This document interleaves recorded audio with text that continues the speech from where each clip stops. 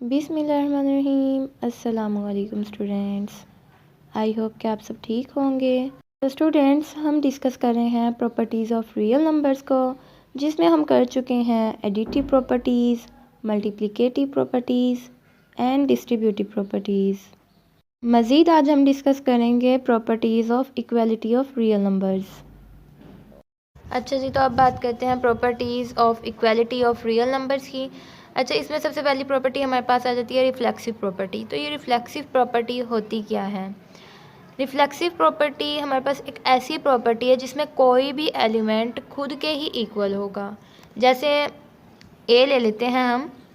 ए अब कोई भी एलिमेंट है जो बिलोंग करेगा रियल नंबर से। किससे बिलोंग करेगा? For all A belongs to real number. और ए जो होगा वो किसके इक्वल होगा? खुद के ही इक्वल होगा। एक ऐसी प्रॉपर्टी है रिफ्लेक्सिव प्रॉपर्टी जिसमें कोई भी एलिमेंट खुद के ही इक्वल होगा। फॉर एग्जांपल, अगर ए बराबर है 8 के, देन 8 किसके बराबर होगा? 8 खुद के ही बराबर होगा 8 के, यानी ए बराबर है ए के। ये हमारे पास थी रिफ्लेक्सिव प्रॉपर्टी। अब हम बात करते हैं सिमेट्रिक प्रॉपर्टी की कि सिमेट्रिक प्रॉपर्टी क्या होती है। अच्छा जी, तो अब सिमेट्रिक प्रॉपर्टी क्या होती है? अगर एक एलिमेंट बराबर है दूसरे एलिमेंट के, तो दूसरा एलिमेंट बराबर होगा पहले एलिमेंट के। सिमेट्रिक प्रॉपर्टी में हमारे पास कितने एलिमेंट्स होते हैं? 2 एलिमेंट्स, ठीक है। If one element is equal to an other element,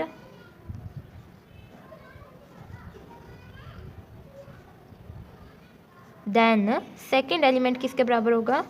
then second element is equal to first element।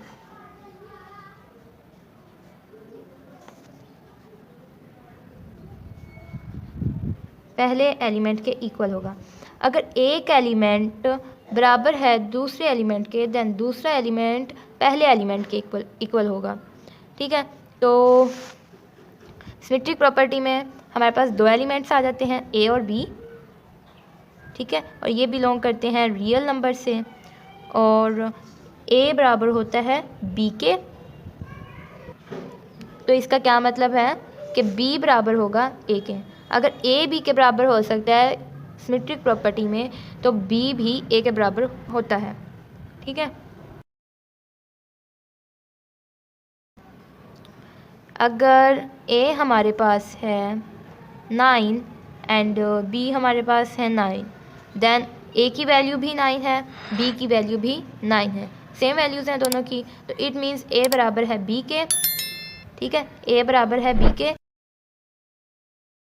Then B is also equal to A बराबर है बी के, तो इसका मतलब कि बी भी बराबर है ए के। ये है हमारे पास सिमेट्रिक प्रॉपर्टी।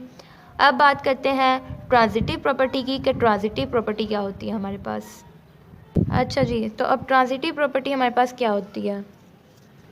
ट्रांजिटिव प्रॉपर्टी में अगर एक एलिमेंट इक्वल है दूसरे एलिमेंट के और दूसरा एलिमेंट इक्वल है तीसरे एलिमेंट के, तो इसका मतलब कि पहला एलिमेंट बराबर होगा तीसरे एलिमेंट के, ठीक है। इफ़ वन एलिमेंट, ये हमारे पास क्या होती है कि अगर एक element, if one element is equal to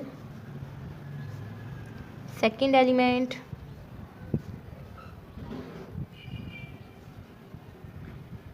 and second element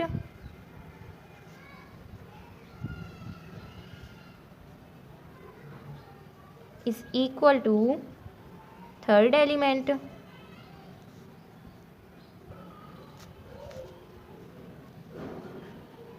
then first element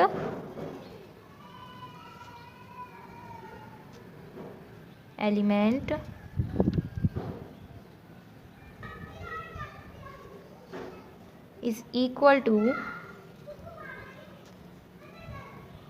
first element।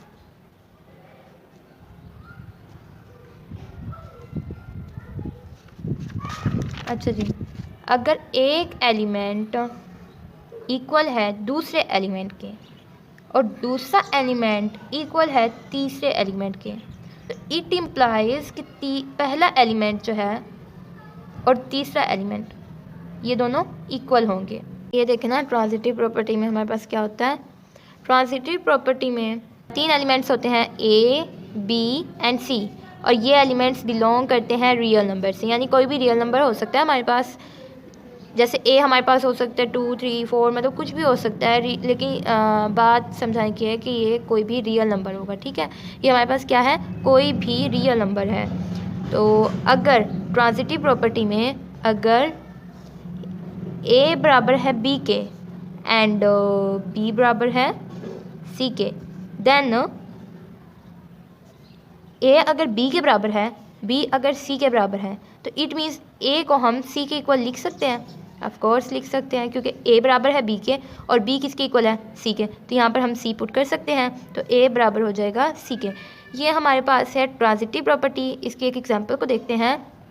For example A हमारे पास है 5, ठीक है, और B भी हमारे पास है 5 एंड C आल्सो 5, ठीक है। यानी अब बात समझाएंगे क्या है कि A बराबर है B के 5 है, इसकी A को भी 5 असाइन किया हुआ है, B को भी 5 असाइन किया हुआ है, C को भी 5 असाइन किया हुआ है, तो इट मीन्स A बराबर है B के और B बराबर है C के, तीनों की वैल्यू सेम है, तो ये एक दूसरे के इक्वल है, तो इट इम्प्लाइज कि A बराबर है C के, ठीक है। ये थी हमारे पास transitive property.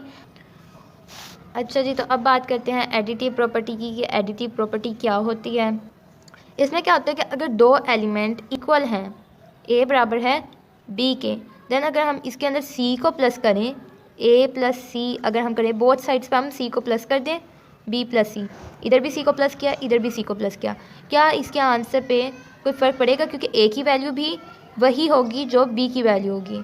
Let's suppose A की वैल्यू हम ले लेते हैं 2, तो B की वैल्यू भी हम ले लेते हैं 2 और C की वैल्यू ले लेते हैं 5, ठीक है। तो ये हमारे पास है लेफ्ट हैंड साइड, ये हमारे पास है राइट हैंड साइड। सबसे पहले हम लेते हैं टेकिंग लेफ्ट हैंड साइड,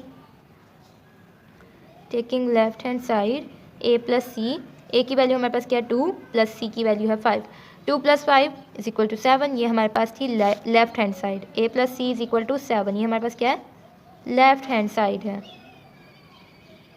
अब हम ले लेते हैं right hand side, taking right hand side, taking right hand side. अब हम ले लेते हैं राइट हैंड साइड, तो राइट हैंड साइड हमारे पास क्या है, B प्लस C, B की वैल्यू क्या है 2 प्लस C की वैल्यू है 5, 2 प्लस 5 इज इक्वल टू 7, और ये हमारे पास क्या है right hand side, B plus C is equal to 7। Left hand side की भी यही वैल्यू आई थी और राइट हैंड साइड की भी यही वैल्यू आई थी। It means A plus C is equal to B plus C, A plus C is equal to B plus C। तो एडिटिव प्रॉपर्टी हमारे पास क्या है, for all A, B and C belongs to real number, ठीक है। For all A, B, C belongs to real number, ये अगर real number से बिलोंग करते हैं, ठीक है। अगर A बराबर है B के, then A plus C is also equal to B plus C, क्योंकि यहाँ पर A और B की वैल्यू सेम है और सेम वैल्यूज़ में हमने C को ऐड कर दिया। A भी यहाँ पर सेम है और B भी यहाँ पर सेम है, मतलब इनकी वैल्यू, A की वैल्यू भी सेम है, B की वैल्यू भी सेम है, C को प्लस किया है, ठीक है, और इधर भी C को प्लस किया है, तो क्या इसके आंसर में कोई फ़र्क पड़ेगा, नहीं, दोनों इक्वल होंगे। ये थी हमारे पास एडिटिव प्रॉपर्टी। अब हम बात करते हैं मल्टीप्लिकेटिव प्रॉपर्टी की, कि मल्टीप्लिकेटिव प्रॉपर्टी हमारे पास क्या होती है। अच्छा जी, तो मल्टीप्लिकेटिव प्रॉपर्टी क्या होती है हमारे पास, कि अगर 2 एलिमेंट बराबर हैं, ठीक है, 2 एलिमेंट बराबर हैं, जैसे हम ले रहे हैं हर उसमें प्रॉपर्टी में कि A बराबर है B के, ठीक है। अगर A बराबर है B के, तो इनमें अगर हम किसी और नॉन ज़ीरो नंबर को, नॉन ज़ीरो एलिमेंट को मल्टीप्लाई करें, तो इसमें कोई फ़र्क पड़ेगा, नहीं पड़ेगा, ठीक है। तो ये हमारे पास होती है मल्टीप्लिकेटिव प्रॉपर्टी। 2 एलिमेंट है हमारे पास A और B, ठीक है, ये दोनों क्या हैं, इक्वल हैं, A और B क्या हैं, इक्वल हैं, और ये A, B, C जो है ये बिलोंग करते हैं, A, B एंड C ये बिलोंग करते हैं रियल नंबर से। And if A is equal to B, then दोनों साइडों पर हम किसको मल्टीप्लाई कर देंगे, सी को। ए सी और बी सी भी इक्वल होंगे, ए सी और बी सी भी इक्वल होंगे। अगर ए बराबर है बी के then A C is also equal to B C. अब इसको प्रूव करते हैं कि कैसे। फॉर एग्ज़ाम्पल ए हमारे पास है 2, बी इज़ आल्सो 2, क्योंकि ये दोनों इक्वल है ना, ए और बी इक्वल हैं, तो ए को भी हम 2 ले रहे हैं, बी को भी 2 ले रहे हैं। अब सी को इसके अंदर हमने मल्टीप्लाई कर दिया है, सी हम ले लेते हैं 3, ठीक है। ये हमारे पास है लेफ्ट हैंड साइड, ये हमारे पास है राइट हैंड साइड। पहले हम ले लेते हैं left hand side, taking left hand side, ठीक है। लेफ्ट हैंड साइड हमारे पास क्या है, ए सी, ए की वैल्यू क्या है 2 इंटू 3 है, सी है हमारे पास 3, 2 3 ज़ार 6। ये हमारे पास थी लेफ्ट हैंड साइड, ए सी बराबर आ गया 6 के। और अब हम ले लेते हैं right hand side, taking right hand side, और राइट हैंड साइड हमारे पास क्या है, B C is equal to, B की वैल्यू क्या है 2 और सी की वैल्यू है 3, 2 3 ज़ार 6। ये हमारे पास थी राइट हैंड साइड जो इक्वल आ गया 6 के। अब देखें लेफ़्ट हैंड साइड भी 6 के इक्वल आई थी और राइट हैंड साइड भी 6 के इक्वल आई है, तो it means A C is equal to B C. ये हमारे पास थी मल्टीप्लिकेटिव प्रॉपर्टी जो हमने प्रूव कर दी। अब हम बात करते हैं cancellation property with respect to addition. अच्छा जी, तो अब cancellation property with respect to addition क्या होता है हमारे पास। इसमें इस प्रॉपर्टी में क्या होता है कि अगर हमारे पास 2 एलिमेंट्स का सम सेम है। अच्छा जी, तो इसमें तो हमारे पास होते हैं 3 एलिमेंट्स, कौन कौन से, ए बी एंड सी। ये बिलोंग्स करते हैं रियल नंबर से।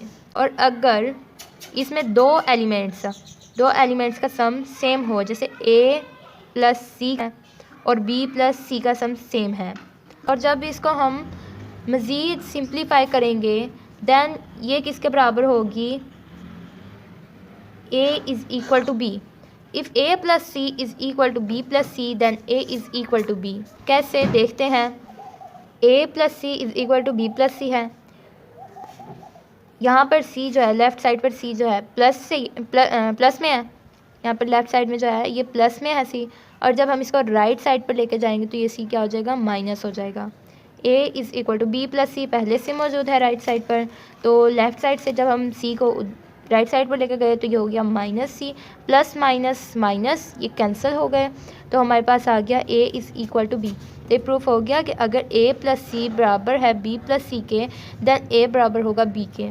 ये थी हमारे पास cancellation property with respect to addition. अब बात करते हैं cancellation property with respect to multiplication.